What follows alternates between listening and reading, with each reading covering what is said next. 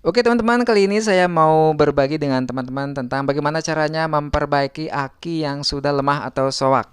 Oke teman-teman, di masa pandemi ini ada saja orang ke bengkel saya mau beli aki bekas katanya, tapi aki bekas yang masih bisa dipakai untuk starter tangan. Ya oleh karena itu saya berusaha ya mencari-cari aki yang masih layak ya untuk diperbaiki, dan ini kebetulan ada beberapa aki bekas yang mungkin ada yang bisa diperbaiki ya. Kita cek dulu, kita pilih yang masih ada setrumnya ya. Jadi jangan yang mati total. Jadi kalau yang mati total itu agak susah penanganannya, dan ini kita pilih yang masih ada strumnya ya. Yo, kalau ini sudah masih sedikit. Nah, kalau yang ini masih lumayan. Ya, ini juga masih lumayan. Ya, kalau ini mati total ini. Kalau yang ini ada, ini mati total. Ya, kalau yang ini ada. Oke, saya pilih salah satu ya karena kebetulan juga dari semua aki ini ada yang minta untuk yang SP ya. Jadi akinya yang lebih besar YTZ6. Ya untuk Vario 125 juga ini akinya YTZ6. Dan ini karena masih ada sedikit setrumnya, ini akan saya coba perbaiki teman-teman. Jadi aki model ini cukup banyak penggunanya ya, termasuk juga Scoopy ESP. Oke teman-teman, aki model MF ini ya ada beberapa tipe ya. Salah satunya ada tipe yang seperti ini ya. Ini model tutupnya memanjang ya. Jadi memanjang, kecil, memanjang. Yang model ini lebih gampang kita mau melepaskannya.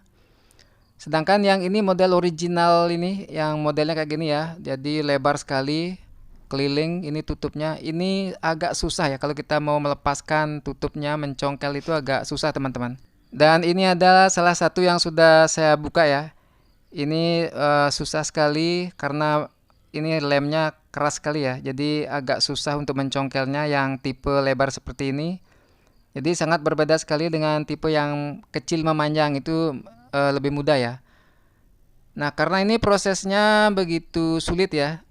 Dan kalau saat kita nanti mengembalikan, memasang kembali itu kelihatannya agak nanti kurang rapi begitu ya. Cuma kalau kita sudah berhasil melepaskan ini, nanti mengisi air akinya itu lebih mudah ya. Jadi cukup dituangkan dengan alat seperti ini sudah selesai ya. Jadi lebih mudah, atau kita masukkan dengan sepet yang sudah kita lepaskan jarumnya. Jadi lebih cepat ya. Jadi prosesnya lebih cepat. Ngisinya gampang tapi mencongkel tutupnya itu yang sulit ya. Tetapi pada hari ini saya mau sharing dengan teman-teman bagaimana caranya ya yang model begini. Karena mencongkelnya susah, maka saya akan bikin lubang ya. Jadi bikin lubang di sini, di deretan sini untuk memasukkan cairannya ya, memasukkan air akinya. Untuk alatnya kita pakai jarum spade ya, ini harganya Rp5.000 saja. Dan untuk cairannya kita campur ya antara setengah-setengah air aki dengan air sur. Atau boleh juga kita pakai sur saja ya. Ini khusus untuk motor yang sudah aki yang sudah suak banget ya, kita pakai air sur aja biar cepat dan supaya tidak lagi perlu cas terlalu lama. Jadi kita pakai sur ya. Nanti kita tuangkan di sini untuk mempermudah mengambil pakai spade-nya ya. Jadi tinggal kita tarik ya. Jadi lebih gampang. Oke teman-teman, sekarang kita eksekusi. Caranya kita bengkokkan jeruji seperti ini ya teman-teman. Kita lancipkan ujungnya ya untuk membuat lubang ya. Kita tancapkan di sini ya. Jadi kita tidak perlu lagi susah-susah ya melepaskan tutupnya. Dan kita ambil jalan pintas yang jauh lebih mudah. Oke teman-teman, kita pindahkan dulu ini tempatnya biar lebih terang ya. Ya di sini saja lebih terang. Jadi kita gunakan metode ini karena ini metode lebih simpel ya dari sebelumnya. Dan nanti hasilnya aki setelah kita perbaiki masih tetap rapi ya, jadi tidak belepotan ya. Oke, kita akan bikin lubang ya. Cuma bikin lubangnya di sini harus benar-benar pas teman-teman.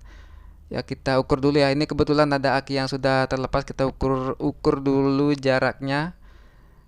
Di sini harus benar-benar pas, jangan sampai melenceng ya. Kalau melenceng nanti tidak bisa masuk air akinya. Jadi benar-benar harus jaraknya pas ya, kita tandai dulu biar gampang. Selanjutnya kita tancapkan ya ini jerujinya. Agak miring ke kanan sedikit, tidak boleh lurus. Karena memang desain lubang tempat memasukkan air akinya itu memang miring ke kanan teman-teman, jadi tidak lurus ke bawah ya. Jadi kita menusuknya juga harus rada miring sedikit ya. Untuk cairan yang teman-teman masukkan nanti bebas ya, mau air aki campurannya satu-satu dengan air sur atau 75% air sur atau 100% air sur juga bisa ya. Jadi tergantung kondisi aki masing-masing. Kalau yang akinya sudah suak sekali tidak apa-apa diisi 100% aki sur. Kalau yang ini saya pakai perbandingan satu-satu. Sedangkan untuk ukurannya ya, volumenya ya, di sini untuk aki yang tipe YT Z6, di sini saya kasih 12 ml ya. Jadi tidak boleh juga terlalu banyak. Soalnya kalau terlalu banyak nanti pas aki sudah jalan ya, motornya kan akan ngecas sendiri. Nah, saat dicas nanti air akinya bisa meluap ya kepanasannya. Oleh sebab itu kita cukup mengisinya 12 ml ya. Jadi tidak boleh juga terlalu banyak. Karena ini aki ventilasinya kecil sekali ya. Jadi beda juga dengan tipe aki yang memang dirancang untuk menggunakan air aki. Tapi ini karena tipe aki bukan tipe aki basah, jadi kita mengisi elektrolitnya itu cukup 12 ml saja. When it hurts like this.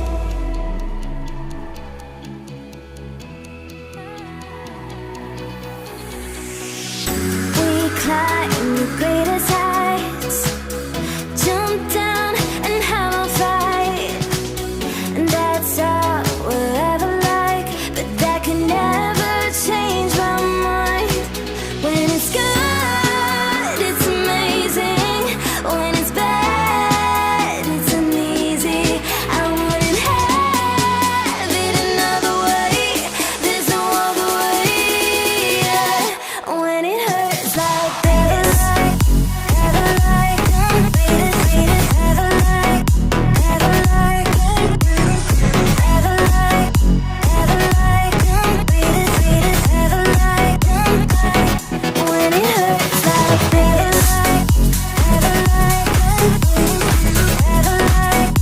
ever like them, ever like, ever like them, ever like them. When it hurts like this, we hold each other high, but we fall 1,000 times, but I'd never say goodbye. Oke teman-teman, semuanya sudah terisi ya. Dan sebelum kita lem, kita bersihkan sedikit, kita keringkan ya. Dan untuk lemnya saya pakai Dextone di sini. Kita pakai lem campur ya. Dan ini untuk lem terserah pada teman-teman ya, mau pakai lem apa saja boleh. Yang penting intinya bisa menutup lubang yang kita lubangi tadi ya. Mau pakai lem campur seperti ini boleh, mau pakai lem Castol boleh ya. Apa saja yang penting intinya bisa menutup ya.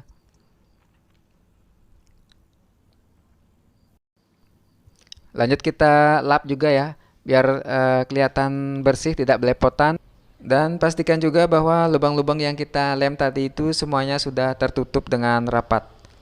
Oke teman-teman, sekarang kita pasang ya. Dan di sini aki ini akan saya pasang di sepeda motor Vario Tekno ya, Vario Tekno 125. Dan di sini akan saya coba ya, apakah aki ini bisa starter tangan.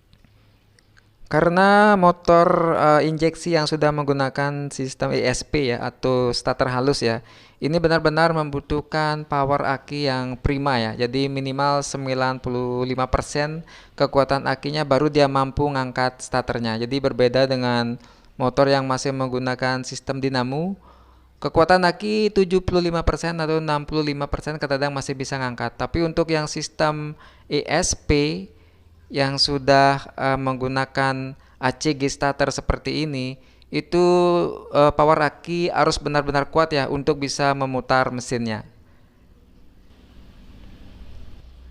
Makanya motor-motor yang menggunakan ACG starter itu kalau kita tekan tombol starternya tidak akan bisa segarang motor yang masih menggunakan dinamo starter ya. Jadi beda sekali ya. Motor-motor lama yang pakai dinamo starter itu kita pencet tombolnya terasa sekali powernya ya, garang sekali. Beda dengan ini agak lemah tapi masih dia bisa mutar ya. Ya itulah kelebihan dan kekurangan motor ACG starter dengan yang model konvensional masih menggunakan dinamo starter. Oke teman-teman, selanjutnya kita hidupkan dulu mesinnya ya. Ini kita hidupkan dulu dengan engkol ya, starter kaki untuk ngecas ya. Jadi karena ini sistem aki kita tanpa cas, jadi kita cas pakai motornya sendiri. Gas, gas.